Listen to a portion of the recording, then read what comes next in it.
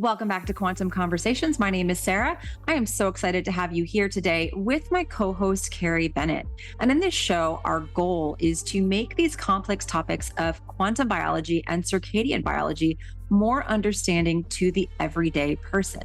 And why do we want to do that? We want to do that so that you can implement these things and see better health, more happiness, and just more overall vibrance in your life. So if you are enjoying the show, if you're on YouTube, leave us a like, leave us a comment. If you're listening on audio only, please go on over and leave us up to a 5-star review over on Spotify or Apple. Share this out with a friend or a family member, post it on Instagram, tag us. We would love to hear from you, as well as what other topics you might be interested in hearing about.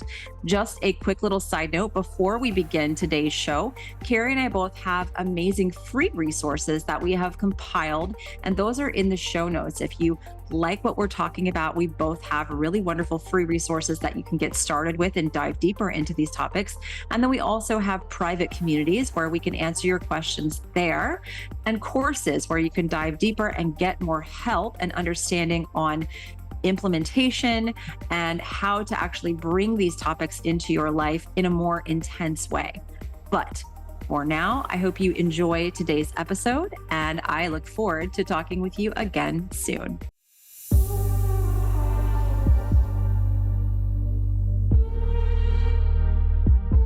Hello, everyone. Welcome back to Quantum Conversations. Carrie and I are so excited to have you here. What are we talking about today, Carrie? Energy. I think we're going to break down, or maybe people have heard this in the quantum world, where you only get about 1/3 of your energy from food, and you can max out your energy gathering. I call it gathering free energy in other ways. And so maybe we can break that down for people, because so many of us have been conditioned to think that the only way we get our energy is food. I think it's cool that you were, before we hit record, you were sharing the fact that now research is indicating that we can get 90% or so of our energy from non-food sources. It doesn't mean not to eat, right? Because food provides nutrients. There are nutrients and building blocks, materials essentially, that we need to get from food. But the thought that food equals energy is just such a reductionist. It's just an incomplete viewpoint, in my opinion, these days.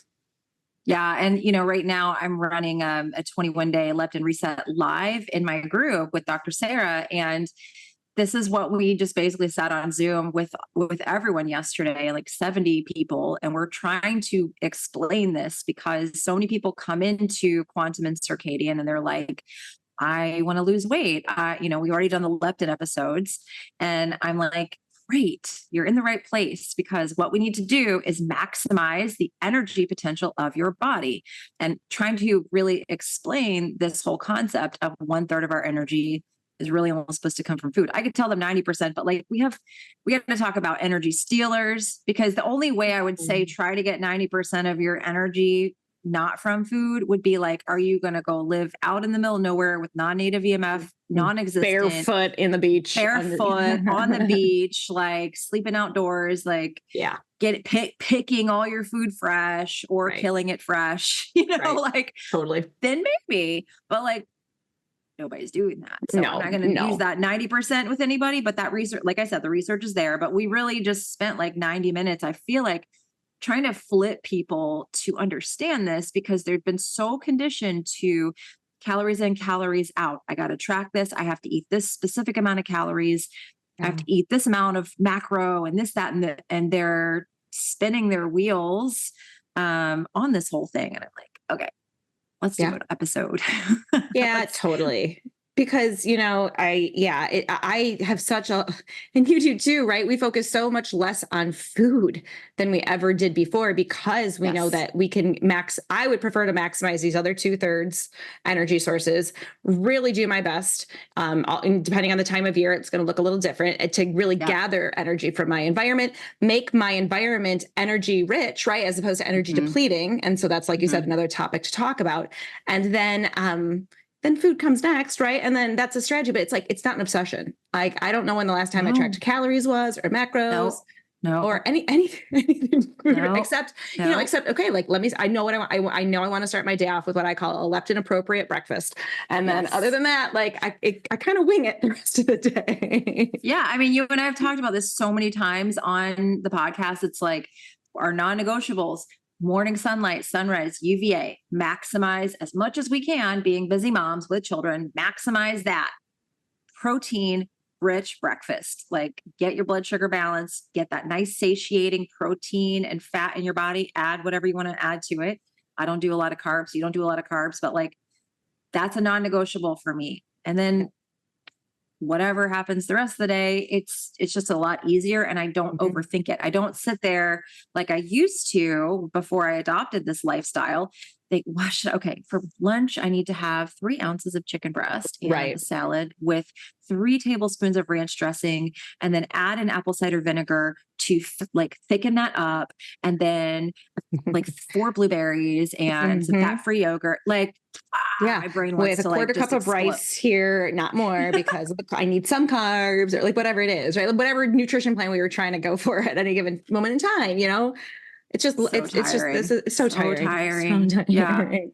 And what I love about kind of this just initial introduction with nutrition is that I start my day off, like you said, satisfied with nutrients. And then from that point on, my body can dictate my hunger signal. And so based on what I was able to eat, sometimes, you know, it was a quick mom breakfast, like some beef sticks and hard boiled eggs or whatever, right? You know, something along those lines, right? But normally I really do try to prepare eggs or some leftovers from the night before, something like that. And it's a very satisfying breakfast. Today, my mom's here, right? And so she always makes us something surprising. She follows, she understands that we don't want garbage. She's not going to make us any garbage, but she didn't make me anything seasonal or local. She made me like a really, really good, you know, gluten-free, you know, just with vegetables, jambalaya. Holy cow. Right? I delicious. know. And so I was smelling it this morning. And I was like, it smells good. And I just, you know, I just had a bowl, you know, how many hours later, like 6 hours later for breakfast. And it was like so satisfying. Right. And so I don't feel guilty, not seasonal, not local, very nourishing, leptin supportive because I spaced the meals out and my body was asking for it at the time. You know, it's freeing in a way to view food from a different aspect, and that I don't look at it as a source of energy because of calories. I look at it instead as nourishment. And gosh, it makes a big difference. It does. It frees up so much mental space. That's another thing I just love about this quantum and circadian way of living is it literally frees up your head so that you can enjoy things like being outside and being in nature and being with your family and, you know, being around positive people and exploring things and reading. It's just like a whole new world. Reading a book. Rather than like a new diet book. Oh my God. With the diet books that I threw away. Self-help / diet book. I used to be the queen of that. I used to hoard those. 7 habits of highly successful people. And like, oh God. I know I put them all into a freaking pile and just goodbye. Yeah. I kept my seasonal local cookbooks because I love, that's a good one. I love that. But everything else is just like, nope, this is no longer serving me. Yeah. That's a good one. So food is an energy source because it breaks down into electrons, right? And those electrons do go to the mitochondria, and the mitochondria convert those electrons, or actually the mechanism through which the electrons flow and the protons flow in the mitochondria ultimately generates water and ATP. And so yes, ATP is made. It's important. It's important not because it's an energy currency. I've said this many times. It doesn't contain a high energy bond. It unravels proteins to bind water for semiconduction, which is the way the body operates. It's electrical flow, optimized electrical flow. And so that's what happens with the food we eat. It absolutely does. The electrons go to the mitochondria. But what I think is underestimated, as I've said many times, and you know, I've got my masterclass out now on this, the Easy Water Masterclass, on the fact that water that's made in the mitochondria and that's inside of the cell gels itself, structures itself into energy, into a battery. Yes. And so this was the biggest game changer for me, to recognize that water was a battery inside of us. And we could do things that shrink and deplete that battery, or we could do things that charge that battery. And then if you take it a step up from the water itself, you say, oh, and if the mitochondria are actually making the water for this battery, this water battery, anything that harms the mitochondria and their ability to make that water would also drain this source of energy. And unfortunately, it turns out, Sarah, as you know, modern living provides us with a lot of things that impair the mitochondria and just disrupt that exclusion zone water. And so hence why I don't think many of us have ever thought about, having energy in that aspect, because our environments aren't optimized to maintain easy water unless we do certain things. Yeah. I mean, I just did a little live in my private community to just expand on the topic a little bit, because today is day 2 of the 21-day leptin reset. We're just, like I said, just kind of going through it in the group. And I do these little quick videos every day to reiterate the lesson a little bit. And I said, what I'm doing right now, because I had my phone on a tripod, it was phone screen turned red. I am wearing wired earbuds. My window is open. I have infrared behind me. There are no overhead lights on. To me, that is the best I can do to optimize my energy environment. Like what I could do to drain my body's energy battery, close the window, because then I'm blocking out the infrared and I'm getting more blue light. Put on one of those lights. What are those things called? What are those lights called? A ring light. A ring light. Yeah. Huge ring light, but I'm sitting in front of a window to give myself a natural radiance. I much prefer that anyway. Beauty made of you, Sarah. Oh, Lord. I know y'all want a health and beauty episode, but listen, I know we're hearing you that you want to help it like a beauty episode, but like maybe it's so boring. I know. Have a little beef tallow on. A red light therapy here. Red light therapy panel. I do a little massage, a little gua sha. Lymphatic, lymph drainage. Keep things moving around. I do want Kelly Kennedy on an episode sometime, because she's just flipping hilarious, but she's awesome. I know. I need to bring her on. I need to bring her on mine too. She was killing me on our summit chat. Yeah, she's like this no holds barred, but like and full of amazing information. She's just awesome. Yeah. So it's side tangent. We heard you the request for the health and beauty episode, but it would just be so boring. So we'd rather talk about helping you maximize your environment to allow your body to have more energy efficiency. Because isn't that what you want? That's what makes you have more health and beauty. Inner glow, inner light, inner glow. Exactly. Well, yeah, and you lose less water, right? If you're losing water, if you're dehydrating your body, then you're gonna not look as good, right? I don't know about you, but like when I was collagen. in my worst of just my health stuff, I was so flippin' puffy, right? I was retaining. I found water. A bunch of pictures yesterday, and I was like, what the heck is going on here? Yeah. It was wild. Yeah. So like, that's it, right? I didn't do anything. I didn't put any creams on or anything like that to drain the puffiness. You just do these things and the body naturally regulates its water balance. Yeah. Exactly. Right. Exactly. So yeah, when we talk about this whole gathering electrons, which we'll talk about more, I think it's important to understand, like, so many things are draining those electrons from the body that are causing that water battery that Carrie just so beautifully explained to not be optimized, because infrared can expand that up to 4 times? Is that 4 correct? times, probably more, frankly. But yeah, because that's just in a lab setting. I have a feeling I think it'll expand it and just keep it charged, if you will. And so that water battery needs sources of infrared to be maintained, and it's just not happening these days. And was that piece of research was from Dr. Pollack's lab? That's Pollack's lab. Yeah. Was it done with an infrared bulb? Did I hear that correctly? Or an incandescent? I believe it was an incandescent bulb. Okay. Mm-hmm. Yeah. Okay. Just an incandescent bulb, which has plenty of infrared, right? But it was shined directly. It was shown directly on the Petri dish, so it wasn't just using incandescent. Although incandescent lights did provide a lot more infrared in our interior environment, I think it also had to do with the angle and the proximity of it to the dish, so that the actual heat was felt and absorbed. Got it. Okay. So sorry, side note, we're having like 25 tangents today on the I know. episode, but Well, we were just saying we haven't had a chance to catch up since the summit stuff and all this since stuff. our So summit, we were just chatting before this. So we're kind of in tangent mindset right now. But that being said, we do gather energy from many sources, right? So what is energy to the body? It's not, if it's not ATP, it is, I'm going to call it negative charge.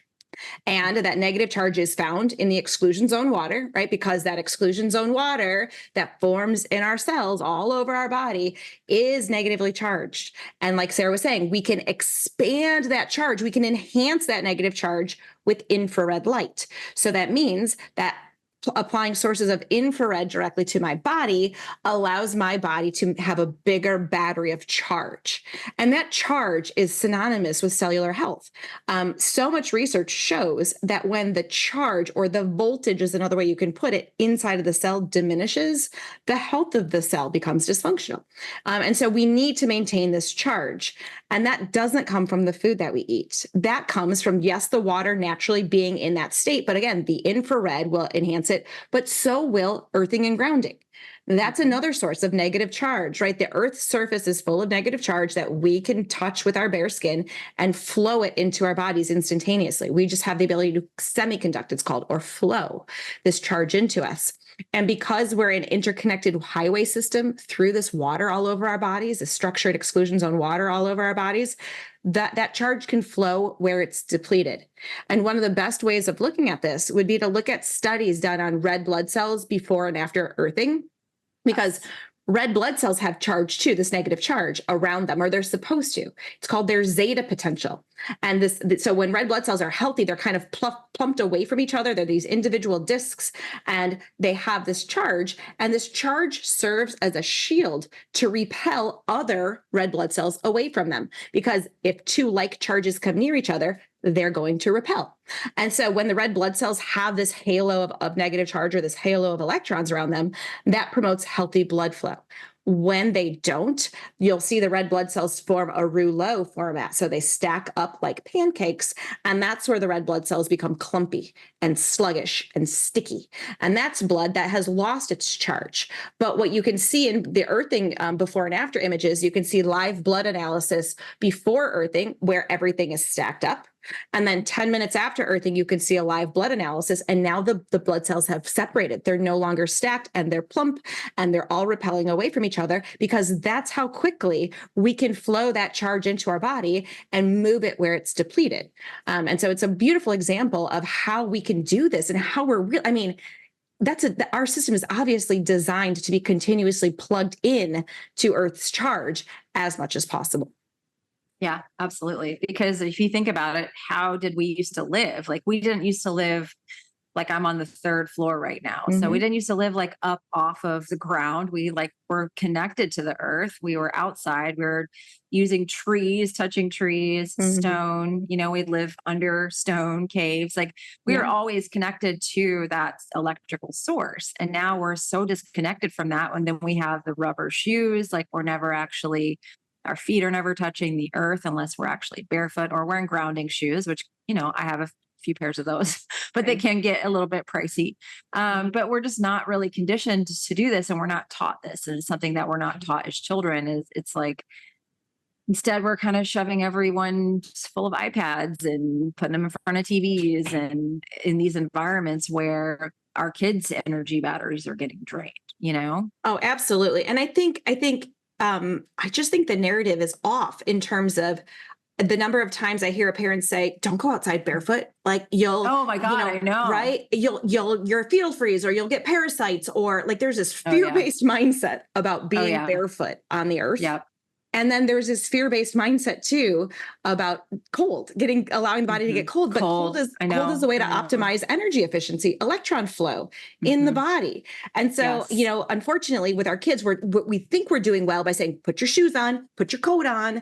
And in fact, it should be the exact opposite. It should be anytime you want, be barefoot and as naked as possible, right? It's just society doesn't let us live like that. But that's really what would be synonymous with coaching health into our children. Yeah, exactly. I know it's opposite over here, because I just let mine out. I'm like, all right, that's fine. And I have like a new babysitter that will be here to try to help me. And they're like, oh, she needs her shoes. I'm like, no, it's fine. Like she doesn't, it's fine. And I know we're going to get this parasite question. Maybe we need But to do a whole separate episode. Maybe we need to bring a Paulo on or something like that. But like, Paula, yeah, she's great. And yeah, so okay. Um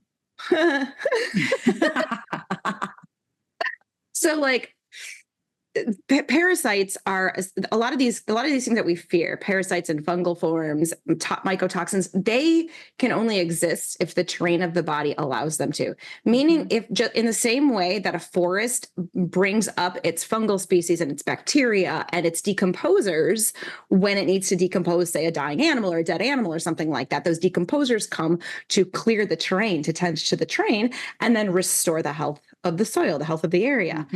I find that the body becomes inhospitable for those things that are decomposers in the body when we have healthy tissues, when we have a healthy terrain. And that to me is synonymous with enough voltage, enough charge. A lot of these, even parasites or worms, if you will, even if you just look at worms and parasites, they hate electricity. They hate charge. They will go away from it. They will move away from it if at all possible. And so I've actually seen people who have done some things that actually really enhance charge. I'm not going to give the answers to what that is because I don't necessarily recommend this as a regular basis, but I've seen them apply healing voltage to their body, and they pass a ton of live parasites without doing a parasite cleanse. And it has to do with the fact that their body is no longer hospitable for those creatures. And so those creatures are leaving. The other thing about that is I think oftentimes those things exist, like candida exists because there's a reason, right? The terrain is trying to protect the body's trying to take care of something. Yes, exactly. And so that means if you've done, I'm not going to say that I haven't known people who've done a parasite cleanse that felt better, but I've noticed it was oftentimes a temporary thing, simply because of the fact that the underlying cause of why that parasite was there in the first place, or those parasites, or why the candida was there in the first place, wasn't resolved. And so while I respect a massive amount of practitioners who still work in the paradigm of parasite cleanses and candida cleanses and things like that, in clinical practice, I no longer utilize any form of killing protocols, including in SIBO, because I find that when you optimize the terrain, which for SIBO would be the motility of the gut, how quickly things are moving through the gut, how well digested that stuff, the food is moving through the gut, the SIBO starts to correct itself. Not to say that there isn't a temporary, there are maybe some temporary adjustments you need to make with diet or something along those lines, but really, I don't do, it's probably been close to 10 years since I recommended a killing protocol because I just don't see them to be highly beneficial. Not either. And it's funny. I had a friend of mine was like posting all this stuff about coffee enemas. And so I was like, you know what? I'm going to buy one of these little kits just for fun. I've never done one of these. Like, might be good to do a little liver support. Spring is coming up and maybe we can do a detox, like spring episode at some point. But I've been getting the emails from this company and they were like, and how often should you do a coffee enema? And I was like, my intuition is like, not very often. You should not need to. You should be pooping every day. Like that should just be a given. And I was like shocked by this email because this company is basically telling people, and it had like their comments of like all the people that do their enemas. And they're like, I do them daily. I do them every day. Every day is fine. Every day is perfect. And I'm like, if you have to do coffee enemas every day, there is an issue.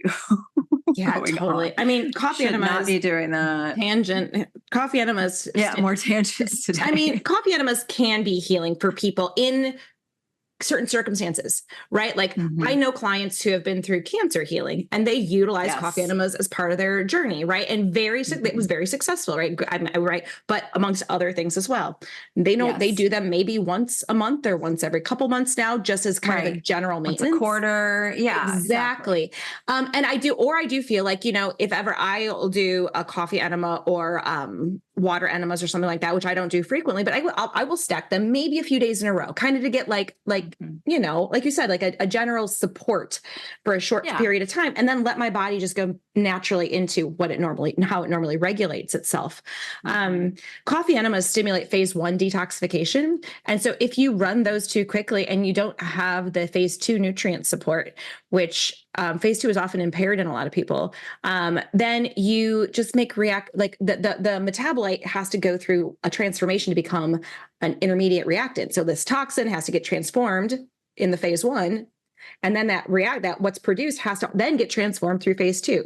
If you don't have phase 2 like balanced with phase 1, you're going to get a lot of these products made that are also toxic. And so I see people oftentimes react very poorly to upregulating phase 1 detoxification in certain ways like that if their phase 2 pathway isn't open, and phase 3 and phase 2.5 and 3. So if you're going to optimize it, this is a side note. You got to do 3, then 2.5, then 2, then 1, and then whoosh, there you go. But like that's just a side tangent, but I think it's important to know. So I just shared it. Thank you. There you go, Sarah. Back to energy, grounding. Yeah. So as far as the whole parasite thing goes, like you were basically saying, increase your voltage, increase your redox function. That's what we're trying to do. Like those are the words we use, right? That to describe this state in the body. Yeah. Yes. Then it's not going to be the kind of issue that a lot of people make it out to be. Now, obviously, don't run around in an area that's got like dog poop all over the ground purposefully. Like you don't want to do that on purpose, but yeah. I mean, you obviously have to be smart, right? Be reasonable, be sensible. Don't go in a dangerous area. Like I wouldn't earth. Yeah. I wouldn't earth if I knew there was a bunch of glass that could be broken. Right. You know, I mean, like, yeah, there's litter or crap or right. Syringes. Right. Right. Because I mean, those places exist. That would not be, I think, healthy earthing. No. But whenever you can, or even earth through your fingers, right. By touching a tree, a bush, yeah, exactly. Anything that's buried, their roots are buried into the earth, will also flow those electrons as well. And so that's another one. Like if you are hesitant, because I do have people who are hesitant because of parasites or things like that, use your hands, use a tree or a bush, right? Or you can put concrete. Yep. That's a pretty darn good conductor most of the time. Not asphalt, right? But concrete. You can put a stake, a copper or a silver stake, a conductive metal stake into the earth, and you can just kind of like go out there and hold it. Right. Yeah. Or you can actually have a wire and, just hold on to that as well.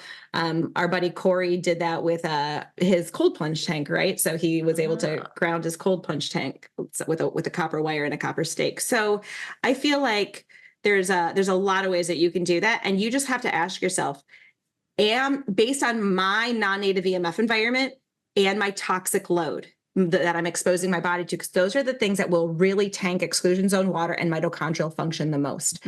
Based on that environment, am I gathering more energy from these sources outside of food that I'm potentially losing? And so it's just, and there's no test. Right. I wish that you could spit into a test tube and they could tell you how much voltage you had, or how much exclusion zone water was in your body, or, but there's not. And so maybe we can talk about some symptoms that we see with low voltage and low exclusion zone water. Yeah, definitely. One of my, one that I find fascinating that I see quite a bit when someone has low exclusion zone water is an inability to sweat. Oh yeah, that's a huge one. Yes. Right. And so that's one where it's like, you don't have enough exclusion zone water to exclude the bulk water and push that out through the skin for sweating purposes. Right. So that's a huge one. Other ones that I see have to do with just the sensation of dryness, dry skin, dry hair, feeling like dryness, dry mouth, dry eyes, dryness through the GI tract. So that could also tend towards constipation. I see tissue stiffness and being prone to fascial adhesions as well, because those are areas of dehydration as well. So tissue stiffness is a direct indication of whether a tissue has enough what's called bound water in the literature, which is also exclusion zone water. So when you have healthy exclusion zone water levels, you have the right length tension relationship, and you can move your body freely without pain. And, there doesn't feel like there's a bunch of stiffness. And so that's another one that I see. What else, Sarah? I would say inability to tolerate cold. That's a huge one that I Sure. see quite a bit, especially I hear about it during the winter. Yep. Um, Inability to tolerate sunlight. Um, Yeah. Yeah. Yeah. I've had several people that join my group and they're like, I can't tolerate the sunlight. It hurts my eyes. It gives me a headache. I get tears in my eyes. I'm like, It got to means you start with need that it, but you morning gotta start light. You low. need Yeah. it. You Yeah. got to start low. You got to start with the sunrise and then the sunset and get all that red, because you're just gonna have to build up your tolerance to it. You've probably Yeah. been indoors or wearing sunglasses for a really long time. But yeah, that's Exactly. that's a big one that I see. Um, Yeah, yeah, exactly. and And just an over reliance upon food of just like needing to eat constantly, needing to eat, totally, obsession on totally. food.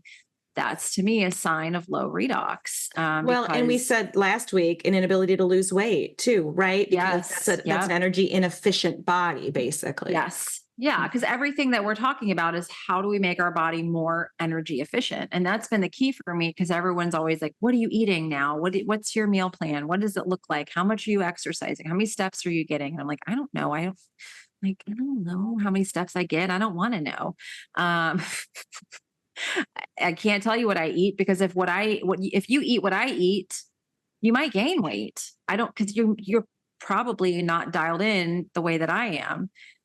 You may be, but I don't want to give you exactly what I'm eating because it may not work for you. It may not be enough food for you. Like I Mhm. there's so Yeah, much nuance when it comes to what to eat, when to eat, all that stuff that it's like sure. impossible to give somebody a specific plan, really, unless you're one on one talking to them and you get a full inventory of their life, not just of like what they're typically eating, but like from sun up to sun up, sundown. Are you seeing sunrise? Are you out at UVA? Are you touching the earth? What kind of environment are you in the day? Do you have a bunch of blue Mhm. light overhead? Are there windows closed all the time? Are you in a car all day with the windows closed? Are you on your phone all day? Are you in front of a wireless computer and a wireless mouse and a Mhm. wireless laptop with wireless headphones? And like all those questions have to be asked. What are you drinking? Are you drinking tap water? Are you Yes, totally. Structured water, tap water versus tap water. It's a big difference. Big difference. Yeah. I mean, there's so many factors that come into play. That's why it's like, don't ask me what I'm eating because that's like this much of the equation to how well my body absorbs nutrients, breaks down food, and utilizes it? Totally. And yeah, absolutely. And obviously, if you want to listen back to the leptin talks, because leptin will dictate how efficient your body is at utilizing fat as a fuel source, basically. So that Yes. does make a difference Yes. as well. Because if you are able to burn fat as a fuel source, you make more metabolic water, which Mhm. means that you have more energy that's derived from your body's own tissues, as opposed to being a Yep. sugar burner, right? Where you're going to make less metabolic water, typically more reactive oxygen species damage that also demands charge and electrons to clear. And so there's a lot of nuance to all this. And so it can't just be a diet plan that's perfect for everybody. And it's also why I always want to key in on all of these things first, Mhm. because it's Mhm. amazing how much ground you can make simply by addressing these other ways to gather free energy. And speaking of sunlight on the skin or just sunlight in general, and that Mhm. intolerance to it, this is an important time of year for those of you who are in the northern latitudes to start thinking about applying sunlight to your skin. As that Yes. UV index gets a little higher, you want to build a solar adaptation. And we can talk all about Mhm. what that looks like, but you want to be able to do that because one of the ways that you also get free energy is through light touching the skin. And that happens in two ways. When light strikes your skin, the exclusion zone water at that skin level actually generates a plasma of electrons, right? So you actually get charge simply from the input of UV light. And because this is an interconnected highway system, in the same way that Mhm. that charge could flow from the earth anywhere it was depleted in my body, I can do the same thing when that UV light strikes my skin as well. And we also then want to be able to build more and more UV light exposure, a ways to tolerate more and stronger UV light. Because as we then build that solar adaptation and start to deposit more melanin in our skin, melanin is also an absorber of light. And then when Yes. melanin absorbs the light, it also generates creates free energy through water splitting in the body. And we'll go into details about what that looks like in a future episode. I know we've been saying this for a while. Wait till the spring. But that's, again, another way that we can derive free energy from sunlight touching our skin, which this obviously this has nothing to do with consuming food. And if this seems like a woo or out there concept, you have to ask yourself, what do plants do? Well, that's all they do in terms of developing and growing is they absorb sunlight and they split water. That kicks off a cascade called photosynthesis. We absorb sunlight and split water and use those electrons from the hydrogen and the oxygen to power our biological processes. It's not unheard of to recognize that we should be able to utilize sunlight beyond simply things like I think most of us realize, which is vitamin D production through the skin. Exactly. Yeah. Everyone's obsessed with the vitamin D production and how many other processes and things. This has been so studied, right? Because it's a supplement business that I think has been throwing through all these studies. So there's been a lot of data out there about vitamin D and how important it is, which you should do your best to get that from the sun. And we'll have to do a whole like solar callus melanin episode coming up in the spring. But if you're not maximizing that, you're really, really missing out big time. Yeah, you are. And so again, you have to ask yourself, okay, like you said, based on my ability to get sunlight on my skin, based on my, like all of that will dictate, I guess the percentages that you're able to get from food, that you need to get from food versus the percentages you get from other sources. And I do find, especially in the summer, it feels like I can max out my light and my grounding and my body just feels it's like so nourished with those things. Hence why, don't judge me, people, breatharians have been documented to exist. Okay. People who have lived in nature and who, there's one case study that was phenomenal where he lived, it was documented 20 years or so without any water or any food, maybe more actually. And he was actually studied in a hospital setting, and he didn't take any food and didn't take any, not for that whole time, but for a chunk of time, just so that the doctors could document it. And he absolutely did. And so we have to expand our minds and these concepts a little bit more. I'm not saying everyone is, like we said before, not everyone is designed to be a breatharian because of our environment that we're living in. But we have to maybe acknowledge that certain capabilities are there if we were optimized in those environments. Exactly. And I did a post on Instagram that went viral and where I basically said, we're only supposed to get 1/3 of our energy from food. I got all kinds of responses. People were accusing me of promoting eating disorders, which absolutely not. Absolutely not. No. We are very clear. You still need nutrients. You still need food. This is not a way to promote eating disorders by any means at all. This is a conversation to help you understand why you might be struggling so much with needing so much food and your body unable to let go of the energy that it has and afraid to let go of the energy that it has because you're not providing it with that free energy. So it's not a conversation about trying to get you to just go outside so you don't have to eat and get an eating disorder. Like, no. And then I also go ahead, you add. But I was going to say, you read my mind. I was going to say though, that as we've said many times, we used to be myopically focused on food in many aspects. So I would classify my obsession with food in different capacities as disordered eating for sure. And it's gone now because I think my body has realized it doesn't have to obsess over getting food energy from food because it knows I'm consistently getting energy from other sources. And so now my signal for my body is consistently nourish. And that's a very different signal than the hangry or the obsessiveness that I had back in the day. Yeah, exactly. And my cravings are different too. It's yeah, totally. Yeah. I don't crave like Bruce, like Dairy Queen or it's like, it's the idea of a banana right now, even, I'm not going to say banana kills anybody, right? But I don't it just doesn't sound good, right? Like my body just doesn't want that, right? Yeah. I want them more like warm, hearty stews and jambalaya. That sounds so good. That's what's going on in New Orleans, all the jambalaya for Mardi Gras coming in. So people are there. People are not there for the jambalaya, but that'd be a good place to go right now to get some. Absolutely. The other thing I got under my post, which we've kind of briefly touched on is just like, show me the science. What are your sources? Source, like we get those. So maybe we can, again, we've talked about it, but maybe we can dive a little bit more into that if Yeah. anyone wants to dive deeper, research this for themselves, if they're skeptical. Sure. So, a great place to get started with this is to understand how water holds energy. And that Mhm. is the work of Dr. Gerald Pollack and his book, The Fourth Phase of Water. He has a book before that I also highly recommend for those of you who want to dive into more of the functions of this structured water inside of our bodies. And that's called Cells, Gels, and the Engines of Life.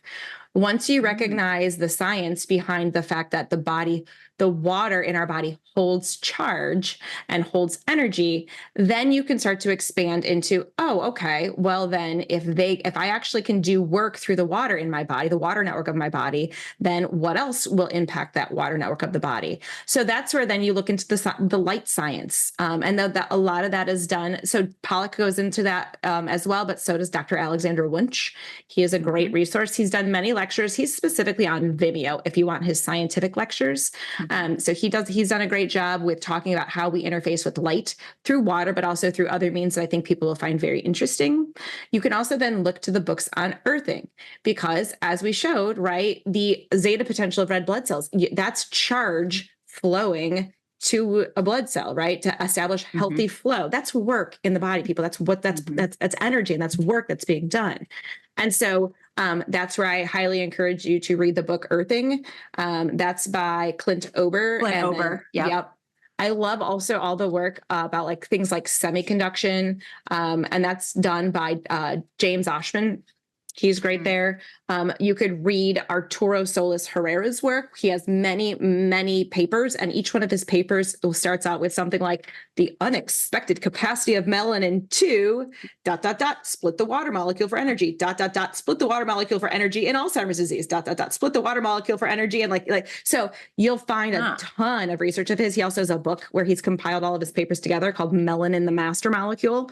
That's a Mm. great book. And if this feels far-fetched, there are batteries, melanin and hydrogen-based batteries Mm. that exist. Like, this is a form of energy tech that's being developed right now. But we have to realize that almost every sort of tech is just a reproduction of what's already happening, a reverse engineering Yeah. what's already happening inside of us. Yeah. So those are really great places to get started, to start to expand these ideas. But I am going to tell you something, and that's, we make zero money from telling you that you can get free energy by touching the earth or going outside, right? Like, Right. I mean, it's, yes, I compile courses, very topic specific courses, to help really understand and wrap your brain around these things. But in the And grand scheme of implement. things, I'm not asking you to purchase a supplement from me that you need in perpetuity or anything along No. those lines.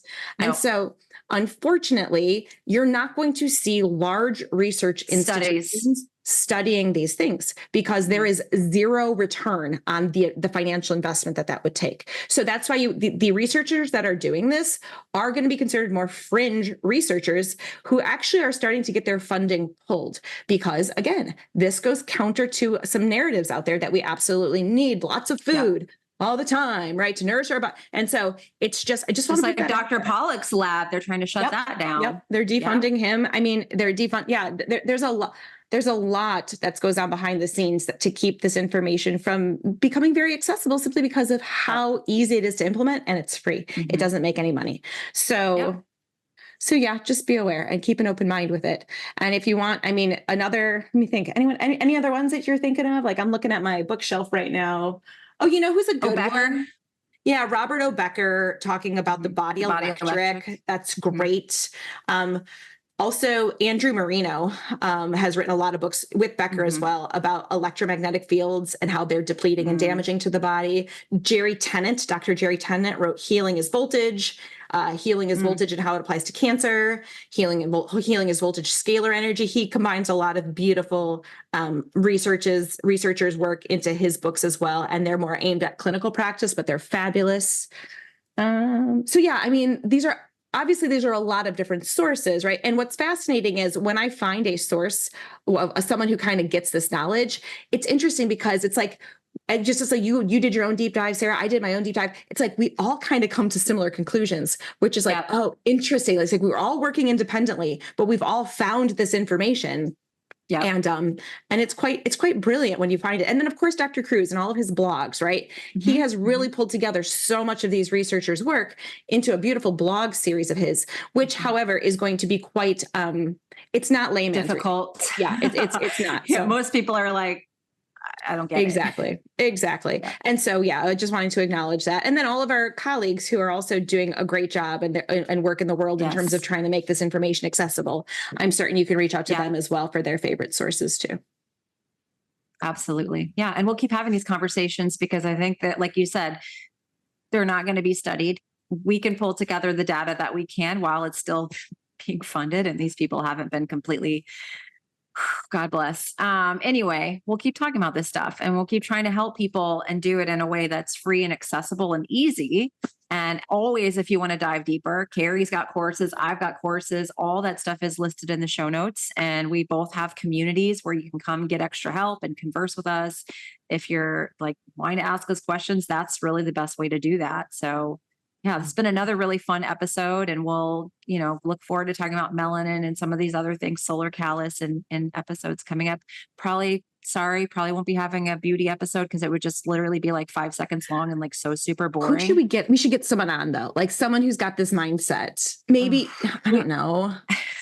Jenna's little friend know any of this stuff? Tracy Dews. Like we got to find someone who's got kind of like the quantum mindset and beauty. Maybe Tracy would be good. Yeah. Yeah. One of those two, because it's very pretty and they do a lot of fun little beauty routines that are quantum, but right.